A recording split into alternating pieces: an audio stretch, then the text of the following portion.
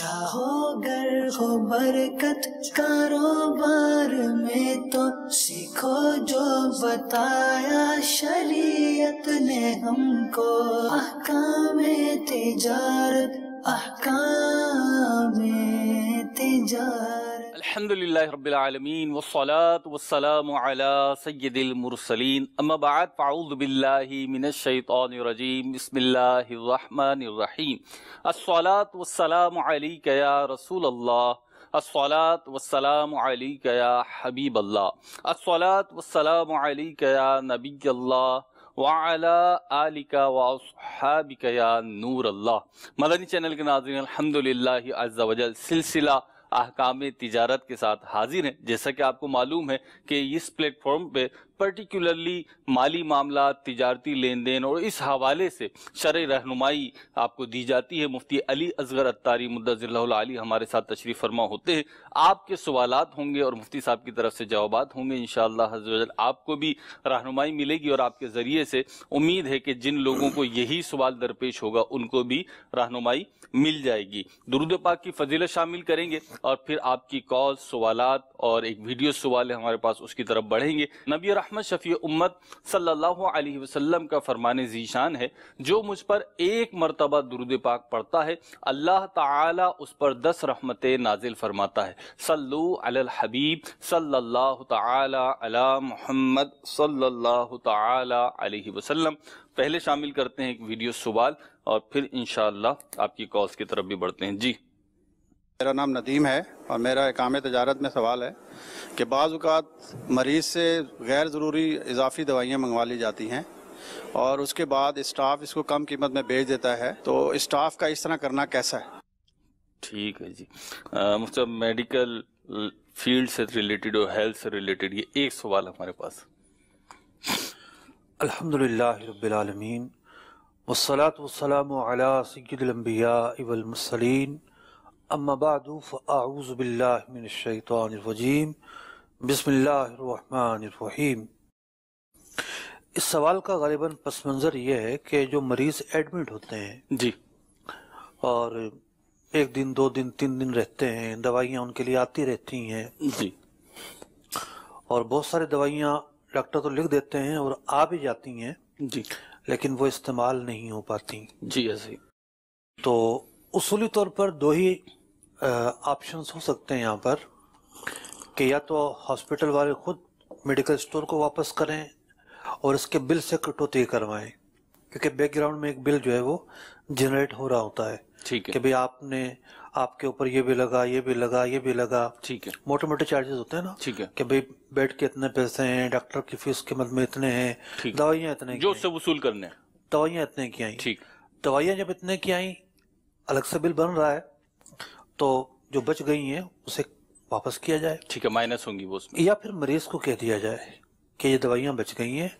آپ چاہیں تو گھر لے جائیں، چاہیں تو اسٹور پہ واپس کر دیں۔ ٹھیک ہے، اس کو مال مفت سمجھ کر خود رکھ لینا بلا شبہ ایک دھوکہ دہی ہے اور چوری ہے۔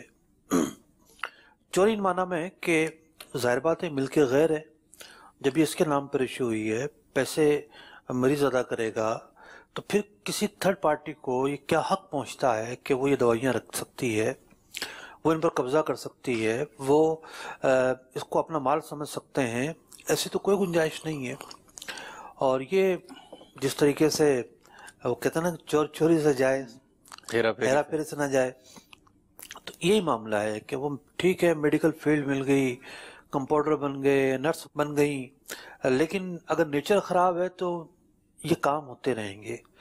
تو یہ جو نچلے سطح کا عملہ ہوتا ہے، بعض اوقات ان کی شکایتیں ہوتی ہیں کہ اس طرح کی جو بلدیانتی ہے وہ اس میں ملوث رہتا ہے، تو آخرت میں تو جواب دینا پڑے گا کہ جب آپ نے کسی شخص سے پیسے بھی لے لیے اور واپس جا کے اسٹور میں دوبارہ بیچ دیا یہ مال، تو صرف یہ کرنے والے گناہ گار نہیں ہے، اسٹور والا بھی برابر کا مجرم ہے، کہ جب اسے پتا ہے کہ یہ مریض کی دوائیاں جو ہے مجھے لا کر بیچی جاتی ہیں، وہ کیوں خریدتا ہے چوری کا مال؟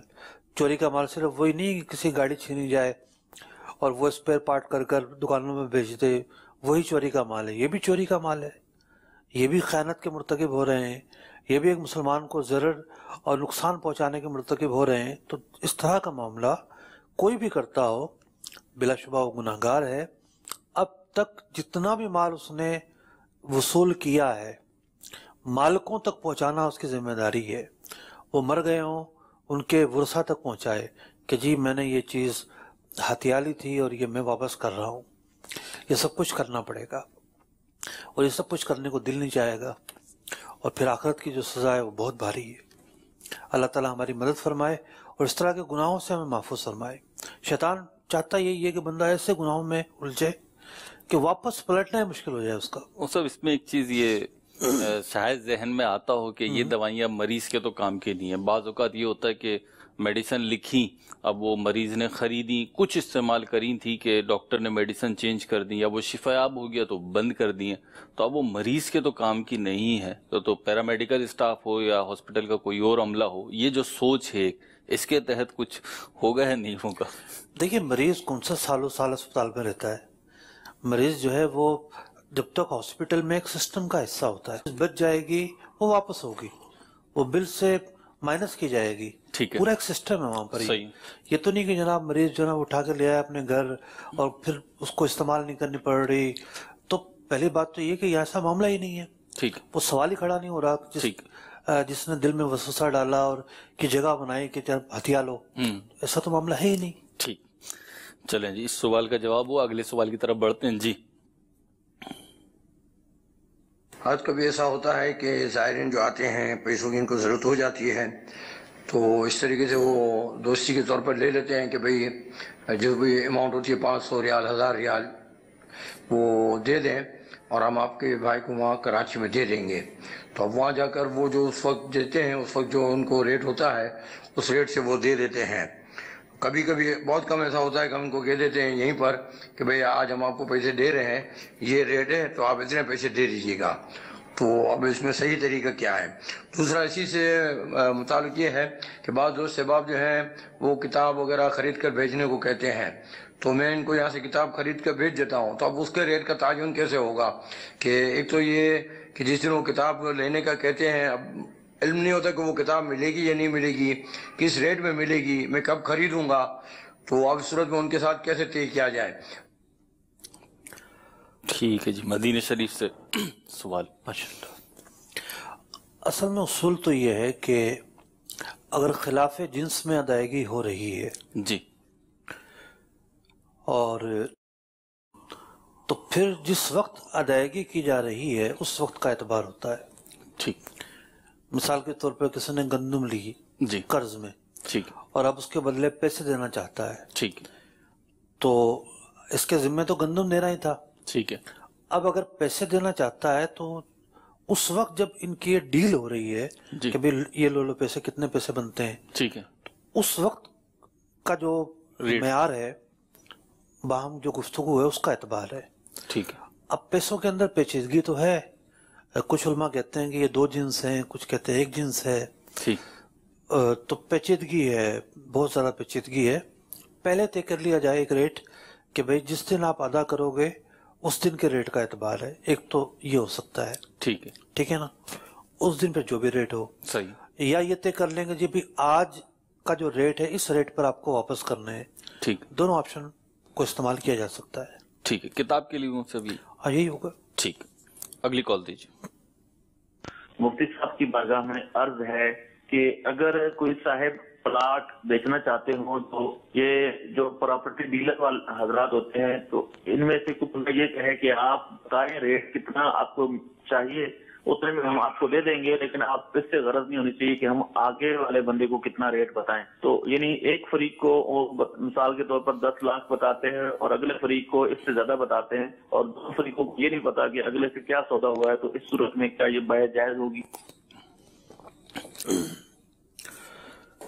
دیکھیے ایسا طریقہ کار اختیار کرنا تو جائز نہیں ہے، اس لیے کہ جو بروکر ہوتا ہے وہ آپ کا نمائندہ ہوتا ہے، وہ آپ کے سامنے یہ شرط نہیں لگا سکتا کہ جی میں آگے جو چاہے قیمت دوں، آپ کو نہیں بتاؤں گا۔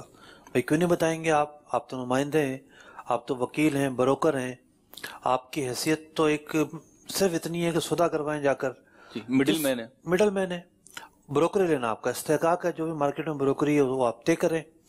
طے شدہ بروکری لیں.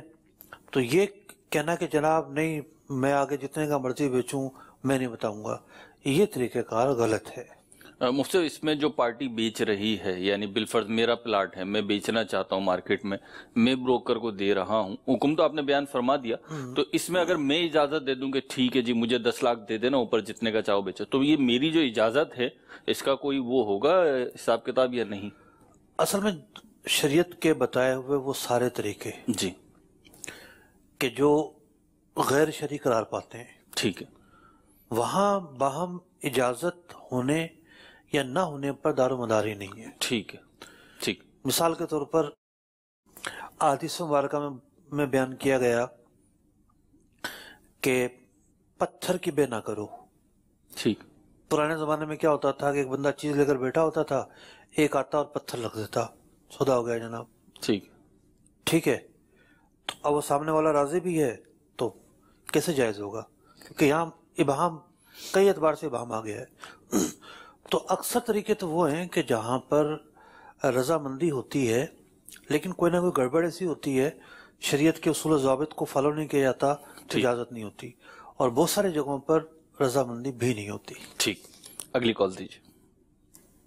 ہمارے جو غلہ منڈی میں مطلب کاروبار جو کرتے ہیں نا آرتی صاحبان، ان کو ہم ادھر کپاس وغیرہ جو بیچ دیتے ہیں، اس کی پیمنٹ وہ جان بوجھ کر 10-20 دن یا 1 مہینہ نہیں دیتے، جبکہ پیمنٹ ان کے پاس ہوتی بھی ہے. اس کے بارے میں شریعت کیا حکم دیتی ہے ان لوگوں کو؟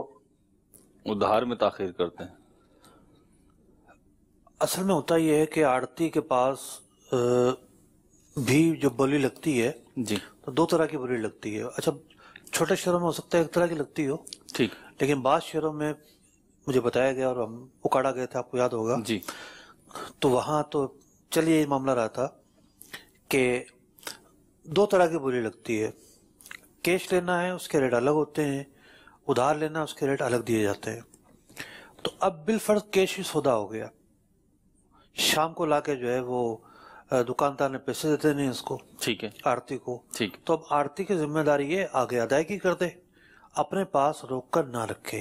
ٹھیک. اب اپنے پاس روک کے رکھتا ہے، اس سے فائدہ اٹھاتا ہے، آگے نہیں دیتا. اگر تو یہ سامنے والے کے رضامندی سے ہو تو اس کی گنجائش ہوگی. ایسا نہیں ہے، وہ چاہتا ہے کہ مجھے میری رقم ملے، تو یہ اس کا جو مطالبہ ہے اس کا ایک رائٹ ہے، اس کا حق ہے، تو یوں تو روک کر نہیں رکھا جا سکتا. اسی طریقے سے ادھار میں ہوا، 3 دن کے ادھار میں سودا ہوا، 3 دن بعد پیسے آ گئے اور اب پیسے کسان کو نہیں دیے جاتے، تو یہ بھی آڑتی کی طرف سے ایک ناروا رویہ ہے. ایسا رویہ نہیں ہونا چاہیے. اور مصطفیٰ اگر ادھار تو ہوا ہے 3 دن کا 7 دن کا اور رقم اس سے پہلے آ گئی تو اب یہ فوری طور پہ دے گا، جو دن طے ہے وہاں تک گنجائش ہوگی اس کے لیے؟ اصل میں تو دیکھیں ادھار تو تھا کسٹمر پر، ٹھیک ہے، آڑتی پر کوئی ادھار نہیں ہے. ٹھیک ہے، آڑتی تو ایک مڈل مین ہے، ٹھیک ہے، تو اس کے پاس رقم آ گئی تو اس کو آگے پہنچانا پڑے گی. اب ٹھیک ٹھیک. اگلی کال دیجیے. میرا سوال یہ ہے کہ آج کل لوگ جو دودھ بیچتے ہیں اس میں بہت زیادہ پانی ملا دیتے ہیں، تو کیا یہ ان کا ملاوٹ کرنا جائز ہے یا نہیں، اور ایسا دودھ بیچنا حلال ہوگا یا حرام ہوگا؟ شکر کریں پانی ملاتے ہیں. آج کل تو یہ رپورٹیں آ رہی ہیں کہ یوریا کھاد ملاتے ہیں، مردوں کو جو نا وہ خشک کرنے والا پاؤڈر ملاتے ہیں، پتہ نہیں کیا کیا کیا جو نا ملانے کی جو ہے وہ اطلاعات آ رہی ہوتی ہیں.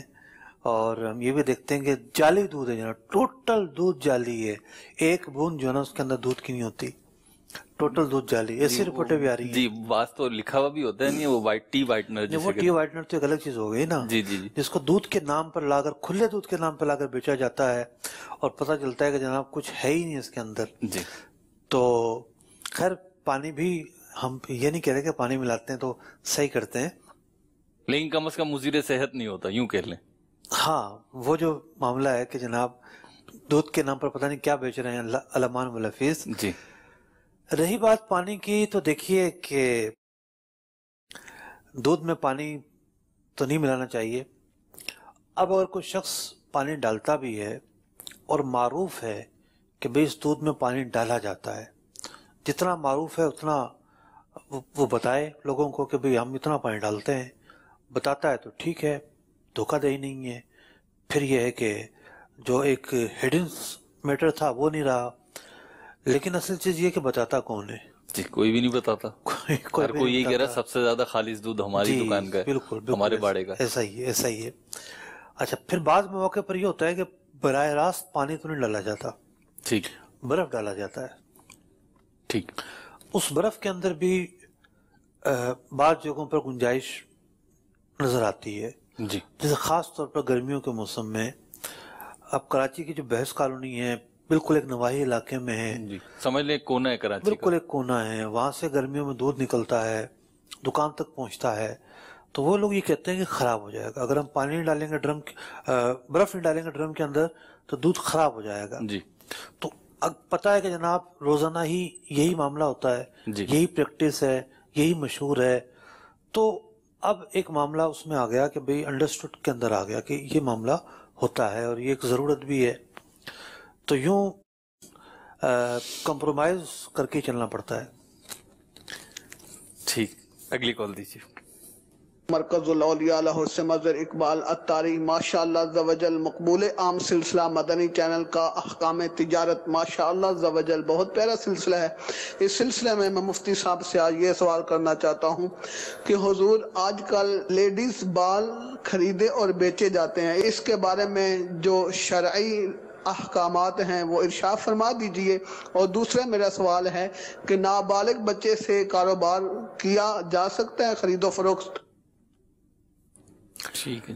لیڈیز جو بال ہیں یہ نہیں بیچے جا سکتے. بال مرد کے ہوں یا عورت کے ہوں, انسانی جسم کا کوئی بھی عضو ایسا نہیں ہے جس کی تجارت جائز ہو, جس کو خریدا اور بیچا جا سکتا ہو. اور لیڈیز بال کے اندر تو مزید قباحت ہے.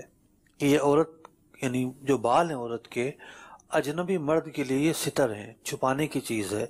اگر جسم سے الگ ہو جاتے ہیں, جسم کا حصہ نہیں رہتے, تب بھی یہی حکم ہے ان کے بارے میں کہ ان مردوں کی ان پر نظر نہ پڑے, ان کو چھپایا جائے گا. پھر بھی عجیب صورتحال ہے کہ جناب بال بھی بیچے جا رہے ہیں عورتوں کے, تو بڑی بدقسمتی کی بات ہے. جہاں تک آپ کا دوسرا سوال ہے کہ نابالغ سے چیز خریدی جا سکتی ہے یا نہیں, تو نابالغ بچہ اگر سمجھدار ہے تو وہ بیع و شراء کر سکتا ہے, اس سے لین دین کی جا سکتی ہے. اگلی کال دیجیے. یہ ہے کہ بعض اوقات ہم گھر میں الیکٹریشین وغیرہ کا یا کوئی بھی ایسا کام کرواتے ہیں تو ایک صورت تو یہ ہوتی ہے کہ ہمارے جان پہچان والے ہوتے ہیں, تو ان سے جب پوچھا جائے کہ کتنے پیسے یعنی لوگے تو وہ اس سے ناراض ہوتے ہیں, کہتے ہیں نہیں جو آپ دیتے ہو یا جو آپ کی مرضی آپ دے دینا. یا پھر وہ اس طرح ہوتا ہے کہ بعض اوقات وہ کہتے ہیں کہ نہیں ہمیں اس طرح پتہ نہیں چلے گا, جب تک ہم کام مکمل کریں گے تبھی جا کر ہم بتا سکتے ہیں. تو اب کیا ایسا جائز ہے کہ مطلب وہ کام کر لیں اس کے بعد وہ پیمنٹ جو ہے وہ ان کو بعد میں دیں اور بعد میں وہ طے ہو؟ دیکھیے بعض اوقات ایسا ہوتا ہے کہ واقعی صورتحال واضح نہیں ہوتی.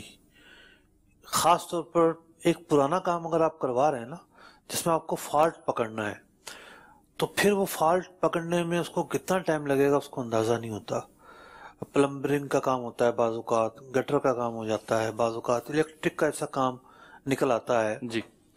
تو پھر بھی ایک چیز تو طے ہے, اس کو یہ کہا جا سکتا ہے کہ بھئی دیکھو دیہڑے کے آپ کتنے پیسے لیتے ہو, بھئی اتنے پیسے لیتے ہیں, بھئی اس پر زیادہ سے زیادہ وقت لگے گا تو کتنا لگے گا؟ ٹھیک. وہ کہے گا زیادہ سے زیادہ اتنا لگ سکتا ہے, تو آپ بھی اپنے ذہن میں لیں گے کہ اس پر اتنی مزدوری آ سکتی ہے. اچھا بعض اوقات کام بڑا بھی ہو جاتا ہے کہ اس کو لا کے ٹیم لگانی پڑتی ہے, 2-3 افراد لگانے پڑتے ہیں.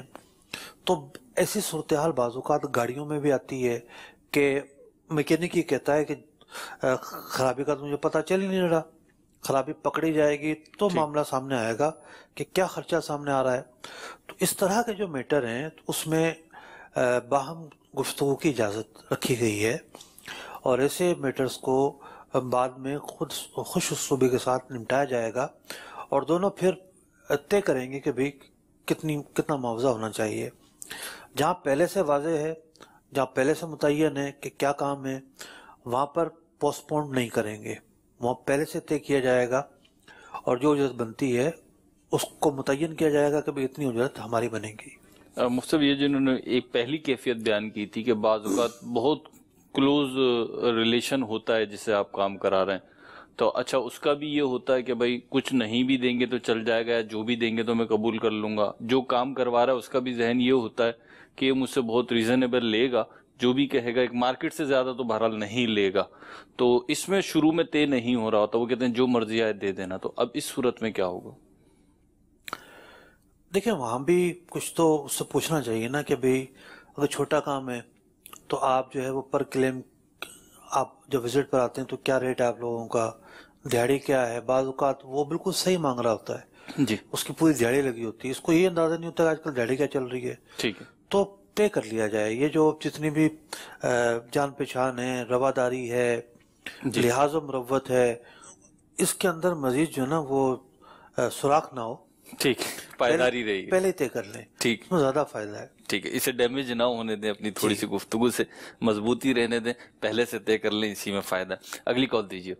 میرا نام فاروق ظہیر ہے اور میرا تعلق آئی ٹی انڈسٹری سے ہے۔ میرا سوال مفتی صاحب کی بارگاہ میں کچھ اس طرح سے ہے کہ جب ہم کسٹمر سے پرچیز آرڈر جنریٹ کرواتے ہیں تو اس میں ڈیلیوری کا جو لیڈ ٹائم ہوتا ہے وہ 7 to 8 ویکس ہوتا ہے، اور جب ہم ڈیلیوری کنسیڈ کر دیتے ہیں اس میں پیمنٹ ٹائم ہمیں 30 ڈیز کے بعد ہمیں پیمنٹ ملتی ہے۔ تو یہ کچھ جب ٹرانزیکشن سٹارٹ ہوتی ہے اور ٹرانزیکشن جب ختم ہوتی ہے تو کچھ لگ بھگ 90 ڈیز کا پیریڈ ہوتا ہے۔ اس سینیریو میں dollar rate up and down ہوتا ہے اور ہمیں پرچیز آرڈر جو ملا ہوتا ہے وہ ڈالر میں ہی ملا ہوتا ہے، ڈالر کرنسی میں ہی ملا ہوتا ہے، لیکن البتہ جو پیمنٹ ہوتی ہے وہ ہمیں پی کے آر میں ہوتی ہے۔ تو مجھے یہ سوال کرنا ہے کہ ہم کس سٹیج پہ ڈالر ریٹ ایگری کریں، either at time of purchase order, either at time of sale invoice, or either at time of payment۔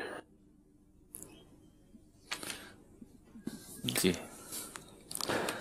دیکھیے، ایک تو آئی ٹی سیکٹر کا جب نام لیا جاتا ہے تو آئی ٹی سیکٹر کا مطلب یہ نہیں ہوتا کہ آپ جو ہے وہ کمپیوٹر بیچ رہے ہیں یا آپ جو ہے وہ لیپ ٹاپ بیچ رہے ہیں۔ آئی ٹی سیکٹر کا مطلب ہوتا ہے کہ ڈیولپنگ کا کام ہو رہا ہے، کوئی ویب ڈیولپنگ ہے، کوئی سافٹ ویئر ڈیولپنگ ہے، کوئی نیٹ ورکنگ ہے، یعنی جو آئی ٹی ایکسپرٹیز ہے اس پر کوئی کام ہو رہا ہے، سروسز بیس کوئی کام ہو رہا ہے۔ تو ایک تو آپ کی سوال میں نوعیتیں بیان نہیں کی گئی کہ آپ کا کام سروس بیس ہی ہے یا پھر آپ کا کام پروڈکٹ بیس ہے، یعنی ایکچوئل کام ہے کیا، یا آپ کو چیز بیچ رہے ہیں۔ اس سوال یوں پیدا ہوا ہے کہ اگر تو سروس بیس ہے اور آپ نے ایک آرڈر لے لیا ہے اور پھر بنا کر دیں گے تو ٹھیک ہے، ورنہ لین دین کے اندر تو فوری سودے ہوتے ہیں۔ آپ نے اگر ادھار بھی مال بیچنا ہے تو چیز تو آپ فوری دیں گے نا۔ جی، تو بالفعل سروس بیس کام لے لیتے ہیں ہم، آپ کا ایک اندازہ لگا لیتے ہیں کہ سروس بیس آپ کا کام ہے۔ تو مثال کے طور پر کوئی آپ نے ویب سائٹ تیار کر دینی ہے تو کچھ آپ ایڈوانس لیں گے، کچھ آپ درمیان میں لیں گے، کچھ آپ آخر میں لیں گے۔ تو ایشو یہ ہے کہ اس کی تاریخ تو کوئی نہ کوئی طے کریں گے نا آپ کہ بھئی آج ہم اتنا لے رہے ہیں، اماؤنٹ طے ہوگا کہ شروع میں ایڈوانس اتنا لیں گے ہم، ٹھیک ہے، پھر درمیان میں ہم اتنا لیں گے، اس درمیان کی بھی کوئی نہ کوئی آپ تاریخ مقرر کریں گے۔ سامنے والا بھی یہ چاہے گا کہ جی کام میرا جلدی ہو، وہ بھی تاریخ مقرر کرنا چاہے گا۔ تو ان تاریخوں میں جو بھی ریٹ بنتا ہے پھر اسی ریٹ کے اعتبار سے آپ جو ہے نا وہ لین دین کریں گے۔ تو مفتی صاحب یہ جو آپ نے جواب ارشاد فرمایا اس کو، اگر یہ سٹارٹنگ میں لے رہے ہیں، مڈل میں لے رہے ہیں یا اینڈ میں لے رہے ہیں، تو جب لے رہے ہیں تو اس وقت جو ریٹ ہوگا اس کا اعتبار کریں گے، اسی کا اعتبار ہوگا۔ بینکوں میں بھی یہی ہوتا ہے کہ جب آپ کی پیمنٹ آ جاتی ہے، ڈالر میں پیمنٹ آتی ہے، ایکسپورٹرز جو حضرات ہیں جی، تو بینک ڈالر نکال کر نہیں دیتے، جی، ڈالر کسی کو فزیکلی ملتا، ٹھیک ہے، اس دن جو ریٹ چل رہا ہوتا ہے اس کے حساب سے اس کو پیمنٹ مل جاتی ہے۔ یا کسی کے جو ہے نا باہر رشتے دار رہتے ہیں وہ پیسے بیچتے ہیں، ٹھیک ہے، یہاں ان کو پاکستانی پیسوں میں ملتے ہیں، ٹھیک ہے، تو اس دن جو ریٹ ہوتا ہے اس کے حساب سے ان کو پیسے دے دیے جاتے ہیں۔ ٹھیک ہے، آپ جو ہے نا وہ پیسے ایکسچینج کروانے جاتے ہیں، اس دن جو ریٹ چل رہا ہے اس کے حساب سے پیسے ایکسچینج کر کے مل جاتے ہیں۔ ٹھیک ہے، تو جو تاریخ ہے ڈیلیوری کی، پیسوں کی ادائیگی کی، اسی دن کا اعتبار ہوگا، ڈے آف پیمنٹ جو ہوگا اسی کی تاریخ کا اعتبار جی ہوگا۔ ٹھیک ہے، اگلی کال دیجیے۔ مفتی صاحب سے سوال یہ ہے کہ پلمبر والی دکان سے یا الیکٹریشین سے عموماً جب سامان خریدا جاتا ہے تو اضافی سامان خرید لیتے ہیں، پائپ ہو گئے، تار ہو گئے اور دیگر چیزیں، اور یہ شرط ہوتی ہے کہ جو بچ جائے گا وہ واپس کرنا ہوگا۔ پائپ اگر 20 فٹ کا ہے، 15 فٹ استعمال میں ہے تو 5 فٹ وہ واپس کرتا ہے جس ریٹ میں لیا ہے۔ تو کیا اس طرح یہ درست ہے؟ देखिए ये जो शर्त है हमारे माशरे के अंदर एक राइजुल अमल शर्त है, मारूफ शर्त है, ऐसी शर्त है जिसका माशरे के अंदर एतबार किया गया है, तो ऐसी शर्त लगाने में कोई हर्ज नहीं है। ठीक, अगली कॉल दीजिए। मुफ्ती साहब से हमारा ये सवाल है कि मैं एक प्रॉपर्टी ऑफिस है उसमें मैं ऑफिस बॉय हूँ, जो मेरा साहब है वो प्लाट बेचता है, यानी कि मुझे पता होता है कि इतने पैसों को उसने लिया है, इतने पैसों का बेचा है। जो और बंदे आते हैं मेरे से वो ये पूछते हैं कि ये आपका जो साहब है, ये ऑनर जो आपका है, कि इसने कितने का प्लाट लिया है, तो वो क्या मैं बता सकता हूँ उनको या नहीं बता सकता? अच्छा जी, आप बिल्कुल नहीं बता सकते। वजह इसकी ये है कि आपकी जो जॉब है, बंदा जहाँ भी जॉब करता है उस इदारे के राज होते हैं कुछ ना कुछ। ठीक, तो जहाँ बंदा काम कर रहा है तो उनके मफादात को नुकसान ना पहुँचाना भी ड्यूटी का एक हिस्सा होता है। तो ये किसी तौर पर भी मुनासिब नहीं है कि आप नमक खाएं किसी और का और फायदा पहुंचाएं किसी और हम उसे फ्री में बताते होंगे, अब ये भी तो एक बात। भले पैसे लेकर बताते हो, ना वो पैसे लेना जायज है ना ये बताना जायज है जी, क्योंकि ये इनके सेट की प्राइवेसी है। ठीक है, कि कितने की जनाब वो चीज बिक रही है और कितने की नहीं बिक रही, ये वो राज में रखना चाहते हैं और वो ये नहीं बताना चाहेंगे कि जनाब लोगों को पता चले। और ये अमीन है, वहां अगर ये बातें सुनते भी हैं किसी तरह से तो ये अमीन है।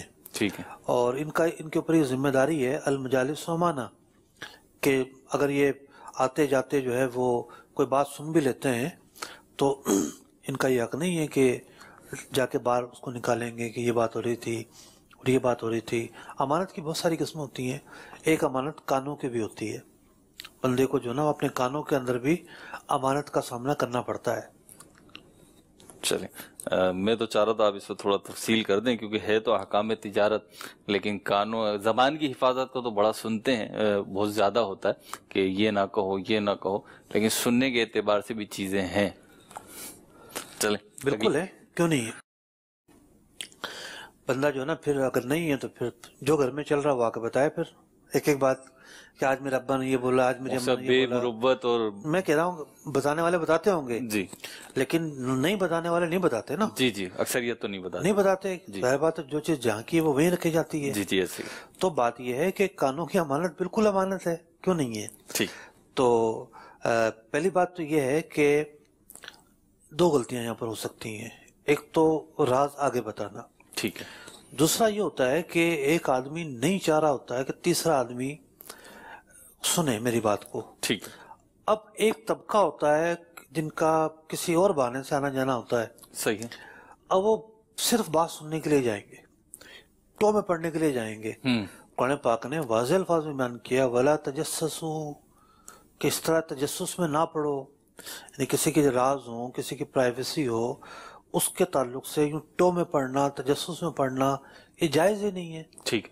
तो ये भी एक गलती हो रही होती है कि आप चाह रहे होते हैं जी पता चल जाए मुझे, फला बात मुझे पता चल जाना, कि वो उसको राज में रखना चाहता है, वो नहीं चाहता कि पता चले। फिर भी जो ना वो तजस्सुस की एक आदत होती है। तो ये जो आदत है ना, ये भी आदत बुरी आदत है। अल्लाह ताला में महफूज फरमाए। अगली कॉल दीजिए।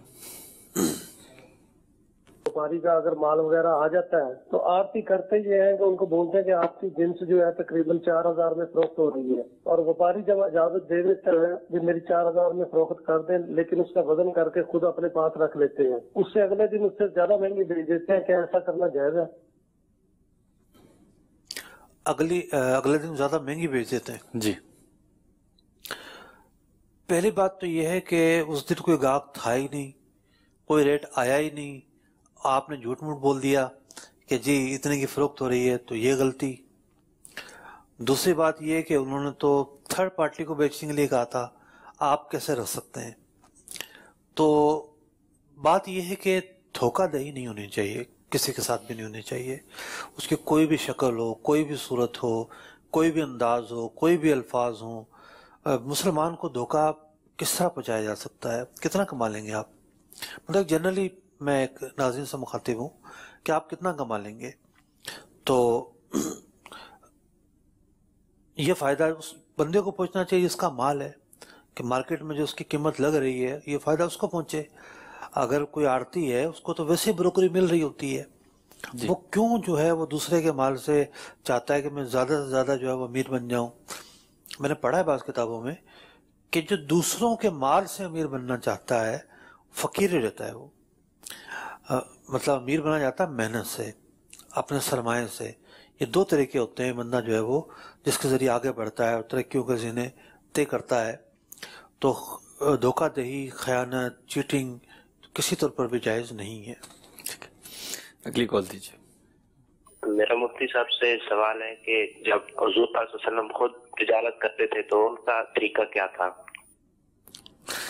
جی، پیارے آقا علیہ الصلوۃ والسلام کا جو طریقہ تھا، اب لفظ طریقہ میں دو چیزیں آتی ہیں، ایک تو ہوتا ہے انداز، اور آپ اخلاقیات کے تعلق سے پوچھنا چاہ رہے ہوں، اور ایک یہ مراد ہو سکتی ہے آپ کی کہ پیارے آقا علیہ السلام نے کیا کیا جو ہے نا وہ خریداری کی۔ ٹائپ آف بزنس بھی ہو سکتا ہے، ٹائپ آف بزنس ہوئی نا۔ تو پیارے آقا علیہ السلام نے تو اللہ تعالیٰ نے آپ کو جن ذمہ داریوں کے ساتھ دنیا میں بھیجا تھا، آپ نے سادگی کی زندگی گزاری ہے۔ ایسا نہیں تھا کہ آپ جو ہے بادشاہوں کی طرح ٹھاٹ باٹ کے ساتھ آپ نے زندگی گزاری ہو، حالانکہ آپ بادشاہوں کے بھی آقا ہیں۔ آپ خود خریداری فرماتے تھے، چیزیں بیچی بھی ہیں آپ نے، چیزیں خریدی بھی ہیں، قرض بھی لیا ہے، نقد چیزیں بھی خریدی ہیں، ادھار چیزیں بھی خریدی ہیں۔ آپ علیہ السلام نے پارٹنرشپ بھی فرمائی ہے۔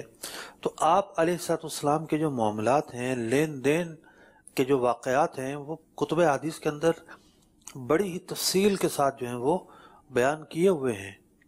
اور صحابہ اکرام علیہ رضوان سے آپ خریداری فرمایا کرتے تھے، اور نقد بھی فرماتے، ادھار بھی فرماتے، بہت تفصیلی واقعات جو ہے نا کتابوں میں لکھے ہوئے ہیں۔ چلے میں آپ کو مدنی چینل کے ناظرین کو سوال آیا تو عرض کر دیتا ہوں، دو کتابیں ہیں مکتبۃ المدینہ نے جاری کی ہیں۔ ویسے تو سیرت پہ اتنا کام ہے کہ صدیوں سے علماء کرتے ہی چلے آ رہے ہیں، مزید جاری و ساری ہی ہے، لیکن مدنی چینل کے ناظرین کے لیے میں عرض کروں دو بڑی پیاری کتابیں مکتبۃ المدینہ نے شائع کی ہیں۔ ایک کا نام ہے سیرت رسول عربی اور دوسری کا نام ہے سیرت مصطفیٰ۔ دونوں ایک ایک جلد کی کتابیں ہیں اور یوں سمجھ لیں کہ پڑھی جا سکتی ہیں۔ جسے کتاب پڑھنے کی عادت نہیں ہے وہ بھی انشاءاللہ چند دنوں میں یا ایک دو مہینے میں اس کتاب کا مطالعہ میں امید کرتا ہوں کر لے گا۔ اس میں چیپٹرز ہیں، پورے پورے واقعات ہیں، نبی کریم علیہ الصلوۃ والسلام کے تجارتی جو سفر ہوئے ہیں وہ ہیں، نبی کریم علیہ الصلوۃ والسلام کا جو انداز تجارت تھا جیسے کہ مفتی صاحب نے فرمایا، اس میں تفصیلی واقعات کے ساتھ لکھا ہوا ہے۔ تو خود بھی پڑھیں، اپنے بچوں کو بھی سنائیں، گھر والوں کو بھی سنائیں، انشاءاللہ مفید ہوگا۔ اگلی کال دیجیے۔ گھر میں بندہ بجلی کی چوری نہیں کرتا دراصل اس کے اوپر سال میں 2 جریمانے ایسے ناجائز لگا دیے جاتے ہیں، کیا بجلی کی چوری وہ بندہ کر سکتا ہے؟ جائز اس کے لیے یا ناجائز ہے؟ دیکھیے، بجلی کا محکمہ ایک فریق ہے، آپ دوسرے فریق ہیں، آپ ایک دعویٰ کر رہے ہیں، میں یہاں بیٹھے بیٹھے آپ کا دعویٰ صحیح کیسے مان لوں؟ تو بجلی کے محکمے کی طرف سے اگر کوئی زیادتی ہوتی ہے تو اس زیادتی کو مٹانے کے 2-3 پلیٹ فارم ہیں۔ ایک پلیٹ فارم تو خود ان کا اپنا جو ہے وہ شکایتی سینٹر ہوتا ہے، پھر صوبائی محتسب جو ہے اس کا آفس ہوتا ہے، لوگ وہاں بھی جاتے ہیں اور اپنی کمپلین کرتے ہیں۔ تو یوں آپ کے ساتھ کیا زیادتی ہوئی، کیا زیادہ لیا گیا، جس چیز کو آپ جرمانہ کہہ رہے ہیں وہ اس کا کیا مطلب ہے یہ بھی واضح نہیں ہے۔ ٹھیک ہے نا؟ تو یوں اس طرح کے سوال کا جو جواب ہے وہ نہیں دیا جا سکتا۔ اپنے طور پہ ہی فیصلہ کر، ٹھیک نہیں، اپنے طور پہ انہوں نے فیصلہ کیا جو نہیں کرنا چاہیے، یہ کہنا چاہ رہا ہوں۔ پہلی بات تو یہ دعویٰ ہے نا، یہ دعویٰ سچا ہے کہ سچا نہیں ہے، ٹھیک، پہلے تو یہی بات جائے گی نا۔ جی، اور پھر دوسری بات یہ ہے کہ آپ یہ کہیں کہ جناب میرے ساتھ زیادتی کی ہے میں بھی یوں کروں، تو یہ نظام نہیں ہے۔ ٹھیک، نظام یہ ہوتا ہے کہ آپ کو سسٹم کے تحت چلنا ہوتا ہے، رول اور ریگولیشن فالو کرنے ہوتے ہیں، ورنہ ہر آدمی کنڈا لگا کر بیٹھا ہوگا کہ جی بجلی سے مہنگی بیچ رہے ہیں، جی ان کو سستی بیچنی چاہیے۔ مفتی صاحب خود بھی تو اپنے آپ کو مطلب پیش کرنا ہے نا، پھر وہ پکڑے جائیں گے تو اس میں بہت سارے ایشوز ہیں، بہت سارے ایشوز ہیں۔ ٹھیک، اگلی کال دیجیے۔ میرا سوال یہ ہے کہ یہاں شو روم ہے موٹر سائیکلوں کے، ان کا کاروبار جائز ہے یا نہیں؟ یہ سود کے زمرے میں آتا ہے یا نہیں؟ ادھار میں ہم موٹر سائیکل دیتے ہیں اور پھر رقم بڑھا کے لیتے ہیں 2-3 مہینے بعد۔ دیکھیے موٹر سائیکل کا جو کام ہے ویسے تو سمپل ہی کام ہے، لیکن پچھلے دنوں ایک بہت بڑا فراڈ بھی جو ہے وہ موٹر سائیکل شو روم کے نام پر ہوا ہے، اور لوگوں کو کہا گیا کہ جی آپ بک کروا دیں اور جناب ہم آپ کو نفع دیں گے اور آپ بیچیں، اور لوگوں نے جناب دھڑا دھڑ نفع لینا شروع کر دیا. پتہ چلا 1 لاکھ پر 20-20 ہزار روپے مہینے کا نفع مل رہا ہے. اور اس کے بعد ساری کمپنیاں جو ہے اس طرح کی جو کمپنیاں تھیں جو انویسٹ کرنے کے لیے آئی تھیں وہ رفو چکر ہو گئیں اور لوگوں کے کروڑوں اربوں روپے ڈوب گئے.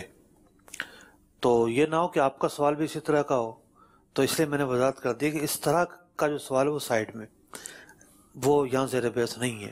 ٹھیک. باقی رہا ایک بندہ نقد خریدتا ہے، اس کو آپ سستا دیتے ہیں، ادھار خریدتا ہے اس کو آپ مہنگا دیتے ہیں. تو نقد سستا، ادھار مہنگا یہ ہو سکتا ہے. اب رہی بات یہ کہ جب آپ ادھار بیچیں گے تو پھر قسطوں میں وصول کریں گے، پھر ڈیپینڈ یہ کرتا ہے کہ آپ کے اور گاہک کے درمیان معاہدہ کیا ہوا ہے، کیا شرائط لگائی گئی ہیں. بہت سارے لوگ کیا کرتے ہیں، کہتے جی وہ ذرا اتنے پیسے آپ کو انشورنس کے نام پہ بھی دینے پڑیں گے. جی پہلی بات تو یہ کہ اگر وہ سودی انشورنس ہے تو وہ تو ویسے بھی جائز نہیں ہے. ٹھیک ہے. اور یہاں کوئی انشورنس بھی نہیں ہوتی، حقیقتاً انشورنس ہوتا ہی نہیں ہے، وہ بھی نہیں ہوتی. ٹھیک ہے. بلکہ خود ہی پیسے رکھ لیتے ہیں وہ. اب جناب انہوں نے 100 بائکیں بیچی ہیں، جی کوئی ایک بندہ آ جائے گا کہ بھئی میری بائک تو چوری ہو گئی، ٹھیک ہے، اور 100 بائک والوں جو پیسے رکھے ہوئے تھے وہ ایک کو اس کا کلیم ادا کر دیں گے. ٹھیک. تو یہ بھی بڑی عجیب و غریب صورتحال ہوتی ہے. یعنی یہ ایک میں نے نشاندہی کی ہے کہ ایک غلطی ہو رہی ہوتی ہے. اب اس کے علاوہ بھی غلطیاں ہوتی ہیں کہ بھی آج جب آپ ادھار بیچتے ہیں تو پھر بہت سارے ایشوز آ جاتے ہیں کہ آپ پینلٹی ڈال رہے ہیں، کوئی مالی جرمانہ کر رہے ہیں، وہ دے نہیں پائے گا، تو پھر آپ کے درمیان کیا شرط جو ہے وہ اس پر اتفاق ہوتا ہے. تو یوں پورا ایگریمنٹ جو ہے اس کو اسکین کروانا ضروری ہے کہ آپ کا ایگریمنٹ شرعی تقاضوں کو پورا کرتا ہے یا نہیں کرتا.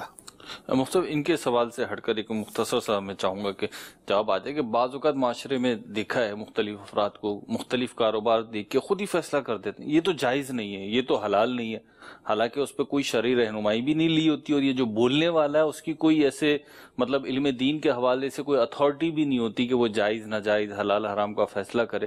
تو یوں جو لوگ بول دیتے ہیں ان کے بارے میں کچھ ارشاد فرما دیں. بس بولنے والے یعنی زبان جو ہے جی ضرور اس کے گرد ایک حصار ہے اور بتیسی کے اندر رہتی ہے یہ، لیکن ہر ٹائم بتیسی بند رہے تو نہیں ہوتا. بتیسی ہر شخص ہر وقت کھول سکتا ہے، جی فطری طور پر وہ آزاد ہے. جی تو زبان کی جو بے احتیاطیاں ہیں وہ تو ہر شعبے میں ہے. ٹھیک. اور خاص طور پر جب بندہ حلال و حرام کے اندر آ کے تکے لگا رہا ہوتا ہے جی بڑی افسوسناک صورتحال پیدا ہو جاتی ہے. ٹھیک. تو بہرحال ایسا نہیں کرنا چاہیے. اللہ تعالیٰ ہمیں رزق حلال کمانے کھانے کھلانے کی توفیق عطا فرمائے، اس کے احکام بھی سیکھنے کی توفیق عطا فرمائے. مدنی چینل دیکھتے رہیے. صلو علی الحبیب صلی اللہ تعالی علی محمد صلی اللہ تعالی علیہ وسلم. چاہو گر ہو برکت کاروبار میں تو سیکھو جو بتایا شریعت نے ہم کو، احکام تجارت احکام تجارت.